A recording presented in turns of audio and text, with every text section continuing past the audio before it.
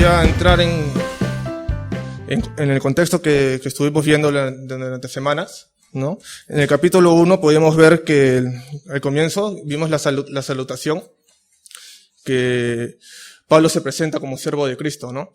Luego, en los siguientes versículos que enseñó Miguelito, fue cuando Pablo mandó a Tito nombrar ancianos de buenas cualidades. Como podemos recordar, Pablo nos cuenta cómo eran las personas en Creta.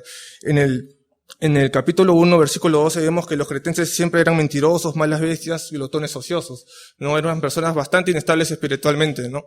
Eran personas que eran bastante pecadoras, personas que vivían en el pecado constante, ¿no? Y Pablo manda a nombrar líderes con ciertas cualidades, buenas cualidades que eran totalmente contrarias a los cretenses, ¿no? Vimos que el líder tenía que ser irreprensible, marido de una sola mujer, y que tenían que tener hijos creyentes. Y podemos deducir por eso que los cretenses eran todo lo contrario a lo que vimos en lo que está diciendo. No eran irreprensibles, no eran marido de una sola mujer, no tenían hijos creyentes, vivían una vida totalmente pecaminosa. Luego también vimos en el capítulo 1 más adelante que habían personas que se dedicaban a la enseñanza de la falsa doctrina, ¿no? Eran personas que enseñaban por ganancia deshonesta lo que era mala doctrina. No, eran personas que simplemente enseñaban por ganar dinero o porque eran personas simplemente malas, personas que no sabían lo que era la buena doctrina y enseñaban por maldad simplemente. Y era necesario luchar contra ellos, era necesario callarles la boca, dice en ese versículo. Luego en el capítulo 2 vimos más lo que es la vida individual, lo que es la vida familiar. Vimos que los creyentes deben aprender lo que es la sana doctrina, pero no solo eso, sino vivirla, ¿no? Ser testimonios de la sana doctrina. Es decir, cuando una persona te vea, tienes que ser testimonio de lo que es la sana doctrina y de esa forma podíamos adornar el evangelio. Al momento de ser testimonio, nosotros cuando predicábamos abordábamos el evangelio, que literalmente era ponerles joyas preciosas al evangelio y de esa forma poder predicarles mejor aún a las personas. Y la razón era porque la gracia de Dios se había manifestado a todos para santificación y para la espera de Cristo Jesús cuando venga, ¿no? Ahora, en el capítulo 3 que vimos la semana pasada con Miguelito, vimos más el ámbito social, el ámbito de la vida pública. En una parte nos mencionaba que los creyentes deben obedecer a las autoridades. Como recordamos, las autoridades las puso Dios. Nos menciona ahí, no podemos ir contra lo que ha decidido Dios. Sabemos que Dios es santo y justo. Y si estamos en desacuerdo con las autoridades, si estamos en contra del gobierno que están haciendo unas autoridades, si estamos en contra del presidente, estamos en contra del alcalde, si hizo un mal gobierno, cualquier cosa, simplemente debíamos respetarlo. Porque Dios fue el que decidió poner a esas personas como autoridades por encima de nosotros en un cargo, por así decirlo, porque como personas somos igual en naturaleza. Pero en cargo tenemos que respetarlo por la decisión que puso Dios.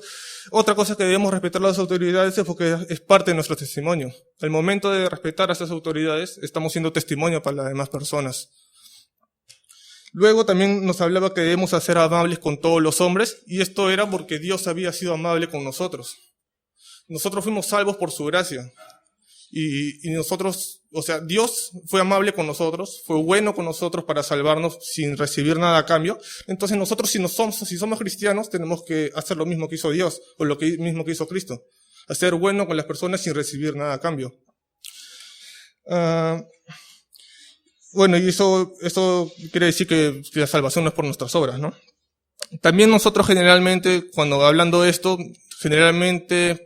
nosotros olvidamos cómo éramos nosotros, que éramos igual a esas personas, ¿no? Éramos rebeldes, no creíamos en Dios, nos burlábamos del cristianismo, y nos olvidamos cómo éramos nosotros y rechazamos a veces a esas personas, ¿no? Y no nos acordamos que no éramos igual a ellos, que hubo una persona que realmente quiso ayudarnos, quiso compartirnos el evangelio y nos salvó. Entonces nosotros debemos ser así con esas personas que no creen aún o son rebeldes contra Dios. Tenemos que ir y evangelizarlos simplemente.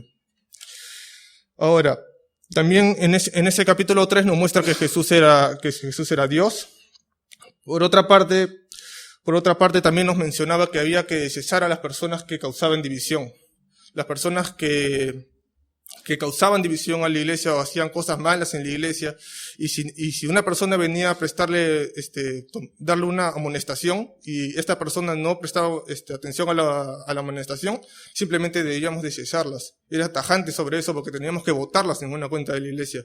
Esto es lo que quiere decir acá. Esta persona es como una, ¿cómo se puede decir? Por decirlo de una manera fea, o más tajante, una persona, un cáncer, ¿no? Porque nosotros somos un cuerpo en Cristo. Y esta persona es como un cáncer que viene en el cuerpo, que está en el cuerpo, pero no pertenece al cuerpo.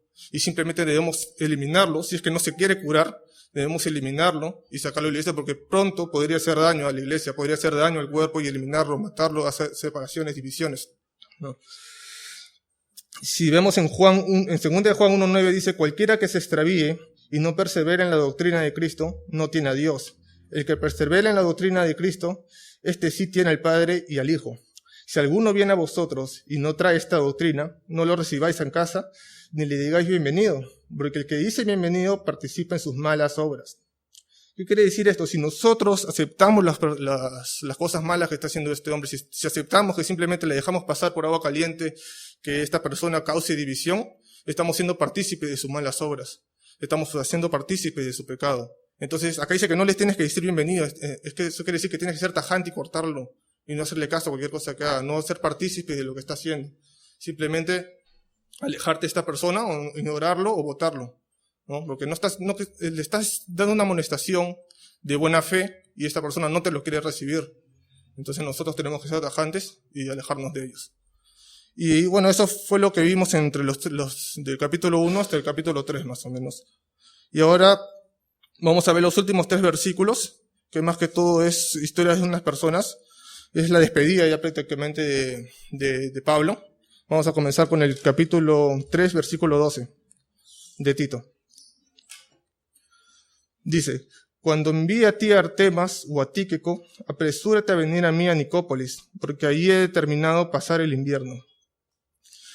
Acá vemos que mencionan a 2 nombres, Artemas y a Tíquico. Y dice, apresúrate a venir a mí a Nicópolis. Pablo le está hablando a Tito, porque allí he determinado pasar el invierno. Pablo le está diciendo a Tito que debe apresurarse para ir a encontrarse con él. Pero dice, en cuanto envíe a ti a Artemas o a Tíquico. ¿Esto qué quiere decir? Que Tito, mientras no haya una persona que lo vaya a reemplazar, simplemente no podía irse, porque sabemos que los cretenses, por el capítulo 1, por el capítulo 2 y parte del capítulo 3, sabemos que los cretenses eran bastante desordenados, bastante pecaminosos, practicaban el pecado, eran personas que debían ser corregidas, debía haber un líder, una persona que esté a cargo de esas personas constantemente, ¿no? No podían separarse. Es decir, el pastor no podía separarse de sus ovejas. Entonces le está diciendo, si en cuanto viene Artemas o Tíquico, ya puedes venir a verme. Es decir, Artemas o Tíquico le iban a reemplazar a Tito. Entonces, tan pronto llegó un reemplazante, Tito ya podía partir a verlo. Luego menciona, dice, cuando envía a ti a Artemas. ¿Quién es Artemas? En realidad no se sabe mucho de quién es Artemas. No sabemos, no hay registros en la Biblia de Artemas, pero lo que sí sabemos es que era una persona confiable por Pablo. Era una persona que se podía hacer cargo de la iglesia de Tito, de la iglesia que estaba Tito, que era Creta, se podía hacer cargo de eso. Entonces una persona que era responsable, era una persona que era un siervo de Dios, que tenía la maduración de fe completa, tenía una buena fe, era siervo de Dios y podía encargarse de una iglesia que estaba en totalmente problemas, ¿no? Luego mencionan a Tíquico, y de Tíquico sí podemos ver varios registros en la Biblia de quién era él. Tíquico era un misionero, era como decir Jimmy de Koinonia, era una persona que constantemente iba a distintos lugares, iba a Asia, a Éfeso, a Colosas, estaba en Creta posiblemente, y si vamos a Hechos 24, voy a leerlo si quieren lo buscan o simplemente lo leo. Dice, y le acompañaron hasta Asia Sópater de Berea, Aristarco y Segundo de Tesalónica, Gayo de Derbe y Timoteo, y de Asia Tíquico y Trófimo. En 2 de Tito 4:12 dice, a Tíquico lo envié a Éfeso. En Efesios 6:21 dice, para que también vosotros sepáis mis asuntos y lo que hago, todo lo hará saber Tíquico, hermano, amado y fiel ministro en el Señor.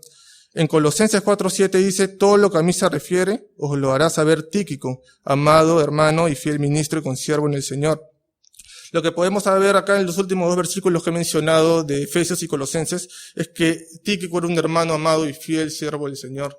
Es decir, Pablo amaba a esta persona, ¿no? Y aparte era un fiel siervo del Señor. Era una persona confiable para Pablo, era una persona que se podía encargar de la iglesia de Creta también tanto como Artemas. Podemos deducir que Artemas era igual que Tíquico, ¿no? Nos menciona que eran personas que se dedicaban a las misiones, personas que eran totalmente dedicadas a la obra de Dios. Y nosotros debemos apuntar a eso. Si tenemos un llamado de ser misioneros, nosotros debemos ir a las misiones. Si tenemos un llamado de evangelizar, nosotros debemos evangelizar. Así sea una ciudad cercana, así sea un país cercano, nosotros debemos atender ese llamado que Dios. Nosotros tenemos que poner por encima a Dios sobre todas las cosas, ¿no? Nosotros debemos dedicarnos a vivir lo que Dios nos manda hacer, ¿no? Queremos hacer lo que hace Dios, por eso que nos llamamos cristianos, ¿no? Y eso es lo que les animo a ustedes, que si tienen un llamado de Dios, si Dios les está hablando en estas semanas, en estos días, en estos meses, y no han hecho caso, es mejor atender lo que Dios haga. Porque ¿quién nos creó? Dios. ¿A quién seguimos? A Dios. Por eso es que venimos a esta iglesia. Por eso es que venimos a seguir a Cristo. Les animo a ustedes que si están sintiendo un llamado en especial en estos momentos, que lo hagan.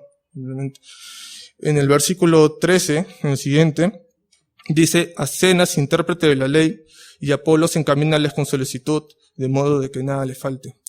Acá menciona a Zenas, intérprete de la ley. Era una persona que posiblemente era un abogado, o posiblemente era una persona intérprete de la ley de Moisés. No se sabe. Por su nombre griego se deduce que es un abogado, lo que ahora viene a ser un abogado, pero también podría ser un judío con nombre griego y podría ser intérprete de la ley de Moisés, pero realmente no se sabe. Otra cosa que podemos ver acá interesante es que posiblemente tanto Zenas como Apolos eran los portadores de la carta de Tito que hemos estudiado todas estas semanas. ¿No? ¿Cuál era el destino final de estas personas? Tampoco lo sabemos realmente. No, es algo que no dice en la Biblia. Pero lo que sí sabemos, que le dice que mientras estén ahí, debían encaminarlos. Es decir, le debían dar alojamiento, le debían dar comida. Cualquier cosa que le falte a estas personas, tenían que dárselos para que puedan seguir su camino hasta su destino final, que no lo sabemos, pero ellos tenían que ayudar. Tanto Tito como las personas en Creta debían hospedar a estas personas. Y ahora nosotros también debemos ser hospedadores con las personas que vienen acá, que son misioneros. Generalmente los misioneros son personas que viven de la fe.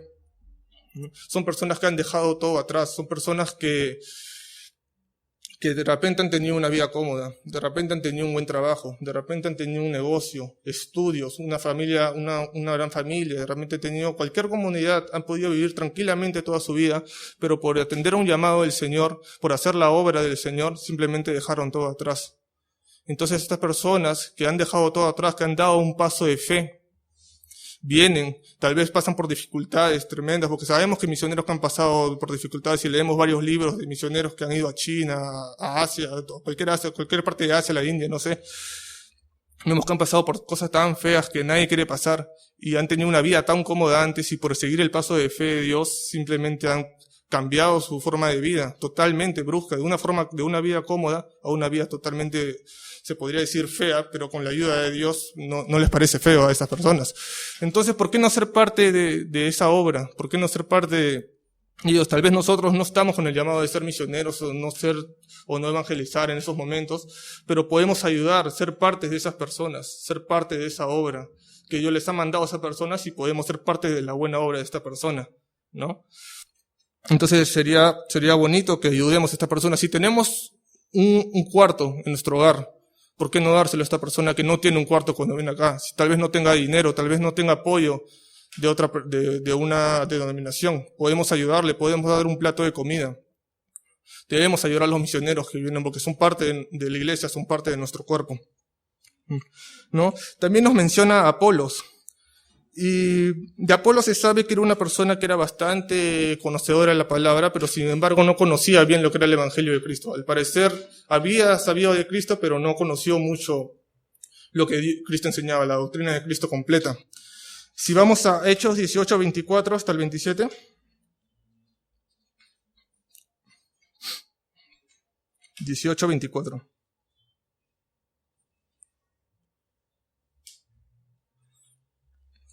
Dice: llegó entonces a Éfeso un judío llamado Apolos, natural de Alejandría, varón elocuente, poderoso en las Escrituras. Este había sido instruido en el camino del Señor, y siendo de espíritu fervoroso, hablaba y enseñaba diligentemente lo concerniente al Señor, aunque solamente conocía el bautismo de Juan. Y comenzó a hablar con denuedo en la sinagoga, pero cuando lo oyeron Priscila y Aquila, le tomaron aparte y expusieron más exactamente el camino de Dios. Y queriendo él pasar a Acaya, los hermanos le animaron y escribieron a los discípulos que les recibiesen. Y llegado él allá, fue de gran provecho a los que por la gracia habían creído, porque con gran vehemencia refutaba públicamente a los judíos, demostrando por las Escrituras que Jesús era el Cristo. Lo primero que podemos ver acá es que era un varón elocuente, es decir, una persona que era orador, las personas le tomaban atención, era bastante respetado, dice que era poderoso en las Escrituras, es decir, tenía bastante conocimiento de la palabra, había sido instruido en el camino del Señor, era de espíritu fervoroso y enseñaba diligentemente lo que enseñaba el Señor. Pero dice, aunque solamente conocía el bautismo de Juan, es decir, no conocía completamente lo que Cristo había enseñado, que tenían que ser, nacer nuevamente en el Espíritu Santo y creer en Cristo para ser salvos. No enseñaba eso completamente. Pero sí era una persona de espíritu fervoroso. Pero sin embargo, a pesar que no sabía esa parte que faltaba, hubo unas personas que eran Priscila y Aquila y les pusieron más lo que era la verdadera doctrina, la buena doctrina. Y lo bueno, lo interesante que podemos ver de acá es que esta persona, a pesar que tenía bastante conocimiento, que se podía creer, ¿no? Porque era un buen orador, era conocedor de las palabras, al parecer del Pentateuco y los demás libros de la Biblia, al parecer conocía bastante y enseñaba bien, las personas lo oían, tenía sus seguidores aparentemente. Esta persona recibió esta amonestación bien. No lo tomó mal, simplemente corrigió lo que estaba haciendo mal. Esto demuestra humildad de Apolos, ¿no?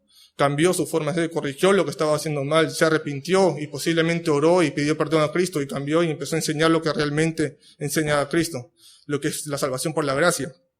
Y dice, fue de gran provecho a los que por la gracia habían creído, a los que creían en Cristo. Es decir, cuando corrigió sus problemas, cuando corrigió lo que estaba haciendo mal, fue de gran provecho para las personas que creían en Cristo, ¿no? Enseñó, ministró a las personas, discipuló a las personas que creían en Cristo.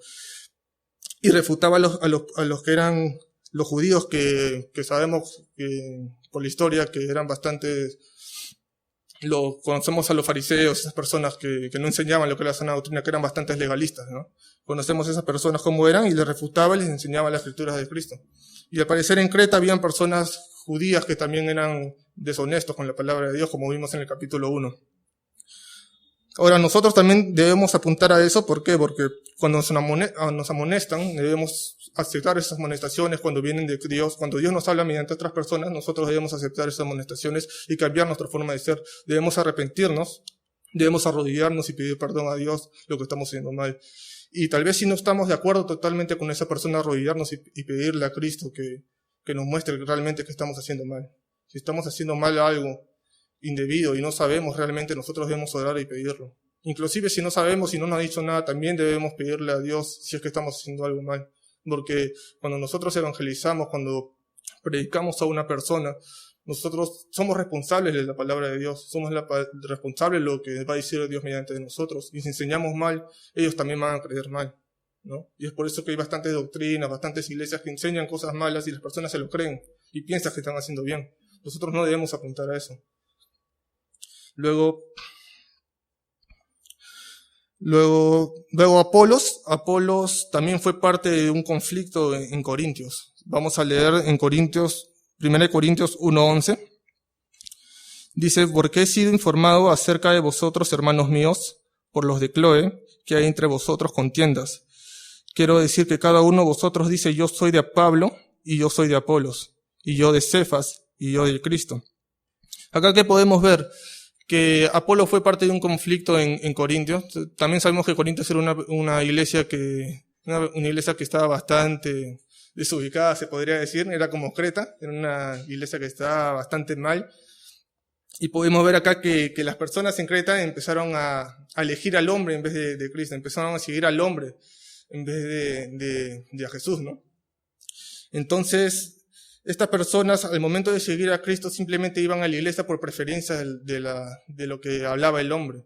No sé si poner de ejemplo, hay iglesias que cuando no está el pastor principal, simplemente, o el pastor se va de viaje, simplemente viene el 40% de la iglesia. ¿Por qué? Porque dicen, no, como no está el pastor principal, no voy a venir a la iglesia porque prefiero al otro pastor, prefiero al pastor principal, prefiero no. Es como si acá estuviera Brian, se va Brian y no vinieran a la iglesia simplemente porque no quieren escuchar a Ricardo, no quieren escuchar a Alejandro, no quieren escuchar a Fernando Ruiz. Eso está bastante mal, ¿no? Esto nos hace carnales. Si vemos en 1 Corintios 3:3, los llaman de esa forma. Porque aún sois carnales, pues habiendo entre vosotros celos, contiendas y disensiones, ¿no sois carnales y andáis como hombres? Porque diciendo el uno, y yo ciertamente soy de Pablo, y el otro, yo soy de Apolos, ¿no sois carnales? ¿Qué pues es Pablo y qué es Apolos? Servidores por medio de los cuales habéis creído, y eso según lo que a cada uno concedió el Señor.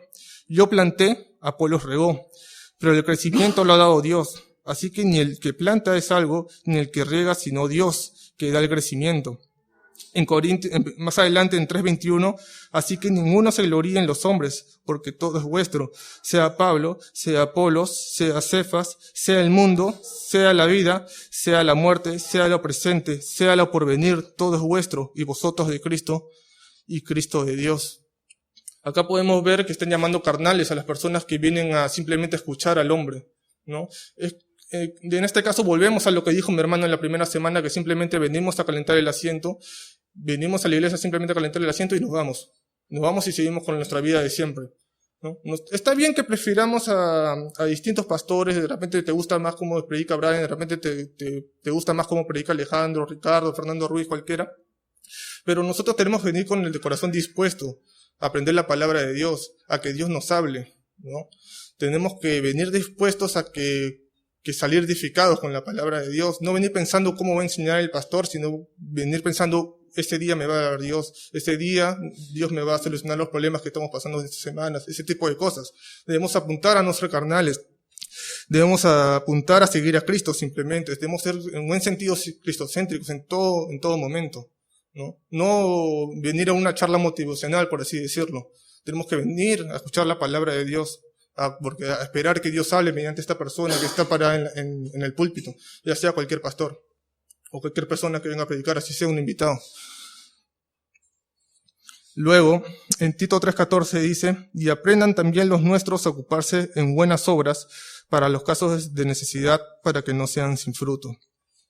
Acá Pablo le está animando a Tito para que las personas en Creta sigan haciendo el bien con actos de generosidad. Pero acá vemos que dice buenas obras, y esto es algo que se ha repetido durante todo Tito, las buenas obras, y esto es una de las cosas que más se ha hablado en la carta de Tito. Por ejemplo, en Tito 1:16 dice, profesan conocer a Dios, pero con los hechos lo niegan, siendo abominables y rebeldes reprobados en cuanto a toda buena obra. En Tito 2:7 dice, presentándote tú en todo como ejemplo de buenas obras. En Tito 2:14 dice, quien se dio a sí mismo por nosotros para redimirnos de toda iniquidad y purificar para sí un pueblo propio celoso de buenas obras. En Tito 3:1 dice, recuérdales que se sujeten a los gobernantes y autoridades, que obedezcan, que estén dispuestos a toda buena obra. Palabra fiel es esta en Tito 3:8, y en todas cosas quiero que insistas con firmeza para que los que creen en Dios procuren ocuparse en buenas obras. Estas cosas son buenas y útiles a los hombres. Y por último, en Tito 3:14 dice, y aprenden, lo que estamos leyendo ahorita, y aprendan también los nuestros a ocuparse en buenas obras para los casos de necesidad, para que no sea sin fruto. Pablo está dejando claro a Tito que debemos hacer buenas obras. No porque nos vayan a salvar, simplemente porque debemos imitar a Cristo. Y acá en especial está hablando de las buenas obras en los casos de necesidad. Ahora, nosotros tendemos a querer recibir más que dar. Es parte de nuestro egoísmo como ser humanos, ¿no? Generalmente estamos con la mano extendida, pero es para recibir, no es para dar. Y ahora, es absurdo que en nuestra vida, generalmente que es una sola, que nosotros vivimos simplemente para Cristo, queremos vivir para la obra de Cristo, para la voluntad de Cristo, es absurdo dedicar nuestra vida a nosotros simplemente. Nosotros debemos dedicar la vida a los demás. Porque, por ejemplo, un ejemplo que que dio Alejandro hace poco en el discipulado, en la escuela de líderes, es del televisor de 40 pulgadas. Nosotros podemos comprarnos un televisor de 40 pulgadas, está bien. Si tenemos el dinero para comprar el televisor de 40 pulgadas, está bien, podemos disfrutar lo que queremos, disfrutar lo que ganamos. Pero ¿cuál es el problema? ¿Qué pasa si compramos un televisor de 40 pulgadas y lo pagamos para 3 años? Lo separamos en 3 años una tarjeta de crédito, o ya 1 año. Dedicamos nuestro tiempo, nuestra vida, nuestro esfuerzo para pagar un televisor de 40 pulgadas, que tal vez ese tiempo lo podemos dedicar en la obra, en el ministerio de Dios. Tal vez Dios quiere que hagas algo y tú por estar trabajando, por sufrir, por pagar ese televisor, porque quieres ese televisor, pero no tienes el suficiente dinero para pagar ese televisor y dedicas tu tiempo para pagar ese televisor, estás perdiendo tiempo en la obra de Cristo. Estás perdiendo tiempo por una cosa material que posiblemente en 1 año, en 2 años se acabe, ¿no? Ahora, entonces es bastante ridículo gastar tu vida en eso. Es una sola vida la que tenemos. Y sabemos que tantas personas, puede ser tu familiar, puede ser tu tía, puede ser tu abuelita, cualquier persona se puede ir al infierno por simplemente no predicarle. ¿Cuántas personas de acá que tenemos nosotros son personas que no son creyentes? Y nosotros no recordamos a veces, no sé si obviamos lo que no recordamos, que es el infierno. Sabemos que el infierno va a ser doloroso. Sabemos que el infierno va a ser eterno. ¿No recordamos eso a veces? ¿No? Nosotros no recordamos que el infierno existe, que posiblemente esa persona que es familiar, cercano tuyo, por no enseñarle, por no predicarle, por dedicar tu tiempo en otras cosas que son vanas, no les predicamos la palabra de Dios y posiblemente esa persona muera y se vaya al infierno. Es bastante feo lo que estoy diciendo, pero es verdad. En la Biblia dice que las personas se van al infierno si no reciben a Cristo, si no son salvas. Entonces, si te pones a pensar bien sobre eso, es bastante feo, ¿no? Y tenemos que corregir eso. Cualquier cosa tenemos que dedicar la vida a los demás.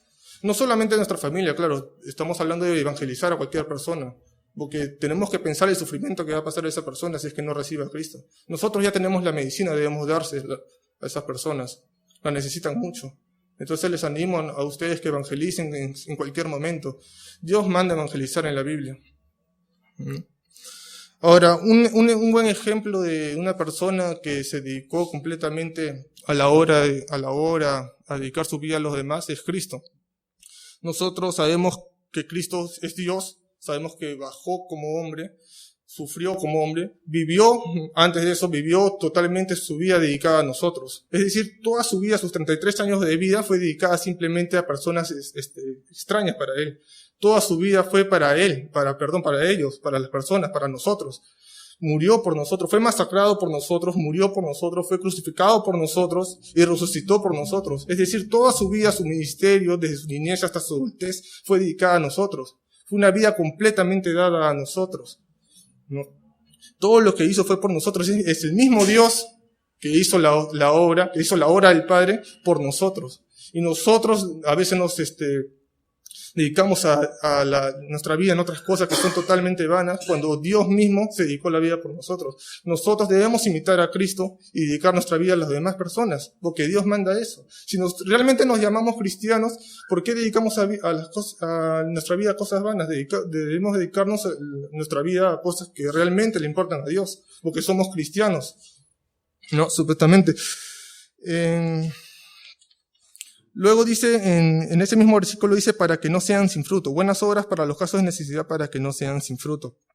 Sabemos que nosotros no somos salvos por obras, pero sin embargo, como dije hace un momento, debemos imitar a Cristo. En Efesios 2:8 dice, porque por gracia sois salvos por medio de la fe. Y esto no de vosotros, pues es don de Dios. No por obras para que nadie se gloríe, porque somos hechura suya, creados en Cristo Jesús para buenas obras, las cuales Dios preparó de antemano para que anduviésemos en ella. Dice, porque por gracia soy salvo por medio de la fe. Somos salvos por gracia, pero por medio de la fe. Y en Santiago 2:14, muchos conocen esos versículos, dice, hermanos míos, ¿de qué aprovechará si alguno dice que tiene fe y no tiene obras? ¿Podrá la fe salvarle? Y si un hermano o hermana están desnudos y tienen necesidad de mantenimiento de cada día, y alguno de vosotros les dice, id en paz, calentados y saciados, pero no les dais las cosas que son necesarias para el cuerpo, ¿de qué aprovechan? Así también la fe, si no tiene obras, es muerta en sí mismo. Es decir, si no hacemos obras, en realidad nuestra fe está siendo muerta. Es decir, la fe se complementa con las obras. Nosotros debemos hacer obras, porque Dios nos manda a hacer obras. Es decir, Dios hace obras y nosotros debemos imitar a Dios, porque nosotros también debemos hacer obras, no para que nos gloriemos, como dice acá, no para que nos gloriemos ni para que digamos, yo estoy haciendo obras, porque si fuéramos salvos por obras, en el cielo diríamos, no, yo fui salvo por esto, yo estoy siendo salvo por algo que hice más que tú, ¿no? Nos creeríamos. Entonces Dios hace eso para que no nos creamos, porque sabemos que solamente Dios es más grande, Dios es mucho más grande que nosotros, ¿no? Nunca vamos a llegar a ser como Dios. Es por eso que somos salvos por gracia, porque es imposible que seamos salvos por obra, porque en realidad somos más malos que buenos, ¿no? En realidad no somos ni buenos.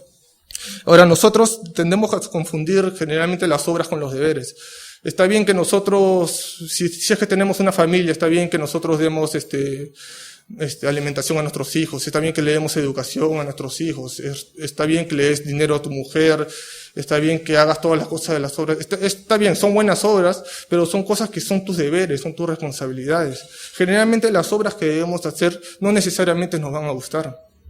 Un ejemplo de una obra pequeña, algo pequeño que es como siervo, que siempre pongo de ejemplo, es el limpiar baños o lavar los platos.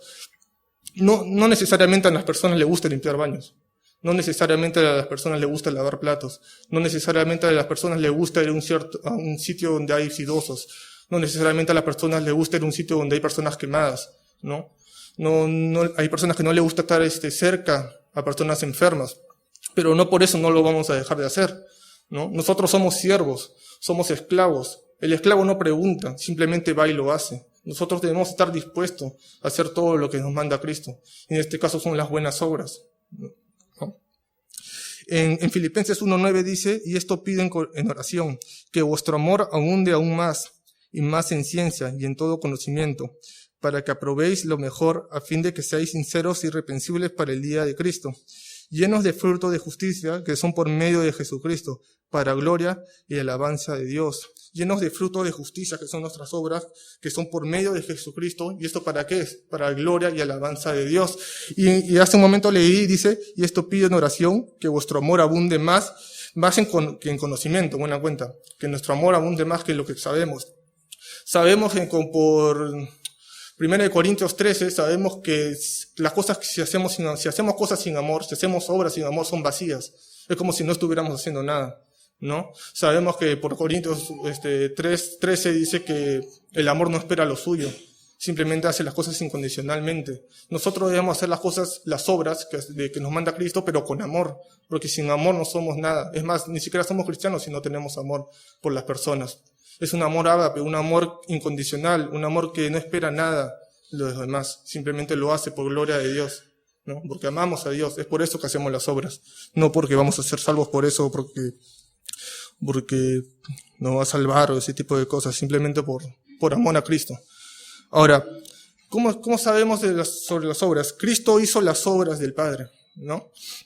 Si vamos a Juan 5:36 dice, mas yo tengo mayor testimonio que el de Juan, porque las obras que el Padre me dio para que cumpliese, las mismas obras que yo hago, dan testimonio de mí, que el Padre me ha enviado. En Juan 20:21 dice, entonces Jesús le dijo otra vez, pasa a vosotros, como me envió el Padre, así también yo os envío. Y habiendo dicho esto, sopló y les dijo, recibid el Espíritu Santo. Es decir, dice que Cristo hace las obras. Cristo hace las obras del Padre y nos manda a hacer las obras y Cristo manda a hacer que nosotros hagamos sus obras. O sea, las obras que hace Dios, nosotros también debemos hacer sus obras. Así como Cristo hace las obras del Padre, nosotros también tenemos que hacer las obras que manda Cristo. En Mateo 28:19, que es bastante conocido ese versículo, dice, por tanto, id y haced discípulos a todas las naciones, bautizándolos en el nombre del Padre, del Hijo y del Espíritu Santo, enseñándoles que guarden todas las cosas que os he mandado, ¿no? Dios nos está mandando a hacer las cosas que Él nos ha mandado, ¿no? Debemos hacer las obras que hizo el Padre. Debemos hacer todo lo que hizo Cristo simplemente por amor a Él, ¿no? Entonces, ¿qué mejor forma de demostrar que amamos a Cristo haciendo las obras que nos mandó Él mismo, ¿no? Debemos apuntar a hacer las obras que nos mandó Cristo. Debemos apuntar a hacer lo que nos mandó Cristo ante todo. Y realmente nosotros estamos haciendo buenas obras, es lo que les pregunto a ustedes. ¿Realmente estamos haciendo buenas obras? ¿Realmente estamos haciendo lo que nos mandó Cristo, Jesús?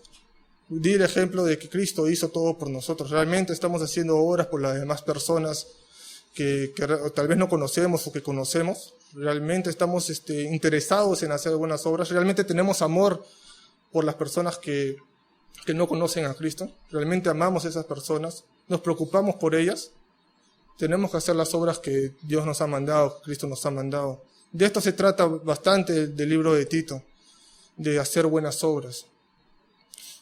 Pablo dejó en claro que tenemos que hacer buenas obras, y eso es lo que quiere Cristo de nosotros, ¿no? Que un cristiano activo, un cristiano que simplemente, como dije hace un momento, que vengamos a sentarnos a la iglesia, nos sentamos, escuchamos la prédica del pastor bacán, escuché una charla motivacional, me voy y sigo con mi vida normal. No apoyo la obra, no apoyo las obras, no apoyo a los distintos ministerios que hay acá. Por ejemplo, acá hay bastantes ministerios que necesitan bastante apoyo. Están los Kids Games, están la escuela dominical, faltan personas para los ministerios de coinonía o distintas iglesias, no necesariamente acá. Y nosotros simplemente venimos y nos regresamos a nuestra casa. Simplemente venimos para nosotros mismos, ¿no? Es como un egoísmo y debemos cambiar eso. Si realmente somos cristianos, si realmente amamos a Cristo, debemos cambiar esa actitud en nosotros. Debemos hacer la obra que Cristo nos ha mandado siempre. Y que es la gran comisión, ¿no? Que es ir a hacer discípulos y bautizarlos en el nombre del Padre. Es bastante importante hacer discípulos, porque de esa forma estos discípulos también hacen otros discípulos. Es como una pirámide, pero en buen sentido, ¿no? Y por último dice, todos los que están conmigo te saludan a los que nos aman en la fe, la gracia sea con todos vosotros. Amén. Bueno, es interesante porque termina con una bendición que es la gracia sea con todos vosotros, es decir, la gracia de Jesucristo, ¿no? Sabemos que somos salvos por gracia, y esto es algo que siempre termina Pablo en todas sus cartas, que la gracia sea con todos vosotros, en Romanos, en Corintios, en Colosenses, Gálatas, Efesios, y en Tesalonicenses, todo termina con esa forma. Está mostrando que toda esta carta es dedicada a que aprendamos la doctrina de Cristo, ¿no? Y lo que nos ha enseñado para resumir, lo que ha enseñado este libro es a ser buenos cristianos, a ser buenos líderes. También en el primer capítulo, aprender la sana doctrina, la palabra de Dios, a dedicarnos a estudiar la sana doctrina. No solamente eso, sino también hacer testimonio de la sana doctrina, vivir lo que es la sana doctrina, demostrar la sana doctrina con nuestra vida, es decir, que seamos ejemplo para los demás. También nos mandó a amar a todo el mundo, a todas las personas sin desigualdad. Simplemente debemos amarlas por más difíciles que sean estas personas en su carácter, en cualquier sentido. Debemos amarlas porque nosotros amamos a Cristo. A ponernos serios cuando el evangelio es blasfemado y también cuando las personas causan división. Simplemente debemos ser tajantes con estas personas. También nos manda que cuando tenemos que ponernos serios, simplemente nos tenemos que poner serios y no titubear en ese sentido, ¿no? Nosotros tenemos que ser tajantes con las personas que están causando división o problemas y no quieren cambiar. Porque hay personas que realmente necesitan conocer de Cristo cuando esta persona no quiere conocer. Bueno, en ciertos sentidos ya es su problema. Pero nosotros tenemos que ir con las personas que realmente están dispuestas a querer conocer la palabra de Dios, ¿no? Y por último, hacer buenas obras por amor a Dios, ¿no? Y este libro es bastante interesante porque a pesar que son 3 capítulos nada más que estamos viendo, lo hemos visto en 6 semanas, hemos visto que tan solo con 3 capítulos hemos sacado bastante información de eso. Hemos visto bastante información cuando mi hermano enseñó, cuando Miguelito enseñó y cuando yo enseñé. Y es un libro de simplemente 3 capítulos, ¿no? Y nos ha enseñado bastante de doctrina, nos ha exhortado también de una forma, y esto demuestra lo grande que es la palabra porque nos puede hablar de distintas formas. Al parecer este libro no es un libro de exhortación, pero en las primeras semanas vimos que era bastante de exhortación, ¿no? Y bueno, eso demuestra lo grande que es la palabra y les animo a que sigan estudiando la palabra, no solamente acá cuando vienen con Brian o con Alejandro o cuando vienen acá, sino que también abran su libro, o sea, que abran su Biblia y empiezan a estudiar todos los libros, ¿no? Si vemos en 3 capítulos podemos ver tantas cosas, si vemos de Génesis a Apocalipsis, cuántas cosas podemos sacar. Es interesante eso, ¿no?